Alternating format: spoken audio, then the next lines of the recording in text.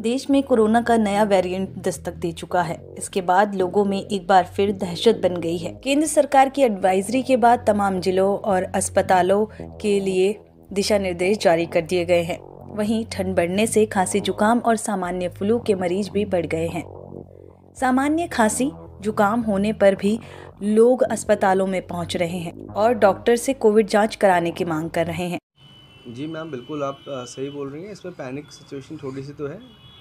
दूसरे राज्यों में भी, स्पेशली केरला में कुछ कोविड के केसेस देखे गए हैं, बट इसके लिए हमारा अस्पताल प्रशासन पूरी तरीके मुस्तैद है और गवर्नमेंट एडवाइजरी के अनुरूप जिन मरीजों में फ्लू के लक्षण पाए जाते हैं उनमें हम कोविड की जांच, स्वाइन फ्लू की जांच, सारी जांचें हम करा रहे हैं। और अभी तक तो फ़िलहाल ऐसा कोई केस डिटेक्ट नहीं हुआ है, लेकिन अगर ऐसा कोई केस आता है तो उसके हिसाब से हम उसका ट्रीटमेंट हम करेंगे।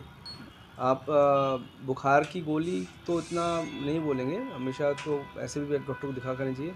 फ्लू के लक्षण के सिम्टम्स में यूजुअली लोग क्या करते हैं कि एंटी हिस्टामिनिक या नज़ले ज़ुकाम की दवाइयाँ का प्रचलन और साथ में एंटीबायोटिक्स का प्रचलन बहुत ही कॉमन है। इस सर्दी के मौसम में लोग बिना डॉक्टरी सलाह के, चिकित्सीय सलाह के अनुरूप दवाइयाँ लेते हैं, जो कि बिल्कुल भी उचित नहीं है। पहले आपको जांच करानी चाहिए, जांच के अनुरूप डॉक्टरी सलाह पर ही दवाई लेनी चाहिए। अगर किसी दवा की ओवरडोज बोलें या फिर उसका एक खाने का तरीका और उसका समय होता है, अगर उसके अलावा खाते हैं तो उसका नुकसान होता ही है हमेशा। पिछले कुछ दिनों में देखा गया है कि केरल में और कर्नाटका में कोविड के नंबर बढ़े हैं।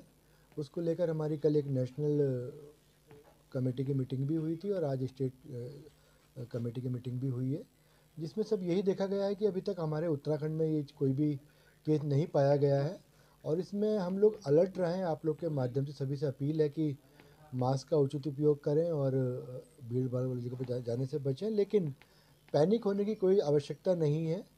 अपना बचाव ही अपना इलाज है। इसमें जिस तरह से पहले भी कोविड को हम लोगों ने मात दी है, उस तरह अभी भी आगे हम देखते रहेंगे।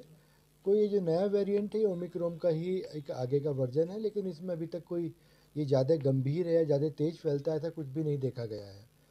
और अभी डाटा कम है तो इसमें वैक्सीन का इफेक्ट भी, लेकिन जिस तरह से हमारी यहाँ की वैक्सीन है होल जीनोम, तो वो बहुत इफेक्टिव होने का पूरा चांस है। वायरल फीवर जो होता है उसमें नॉर्मली जो बड़ी उम्र के लोग हैं, दिल के मरीज हैं, डायबिटिक्स हैं, किडनी की प्रॉब्लम है या कैंसर मरीज हैं, ये 5-6 इस तरह की कोमॉर्बिड कंडीशन है जिनमें ज़्यादा गंभीर रूप लेने का चांस हमेशा रहता है।